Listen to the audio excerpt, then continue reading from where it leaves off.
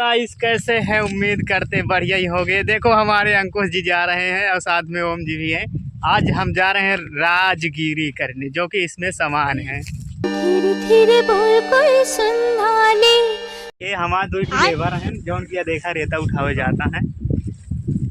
अगले बाद अब चलता ही हम सबको का दिन। अरे दोस्तों ठीक है, का गया वो इतनी भारी है। देखा भाई, हम मिस्त्री है, हम उठा ना पाओ। एक करे जा क्या गया? अरे उठ गया।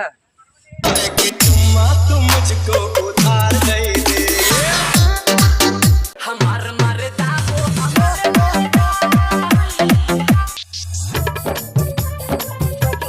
भैया देखा है, हम मिस्त्री आना चाहे खाली तैयार हो गए। और हमारे मामा देखा है पानी डाल। लेबर है मिस्त्री, एक लेबर इधर बैठे हैं, एक लेबर हम ये मोबाइल पकड़ रखे हैं, एक लेबर मामा हमारे खड़े हैं। ये प्लास्टर करेंगे या ये प्लास्टर करे क्या दुकान की ओपनिंग होने वाली है।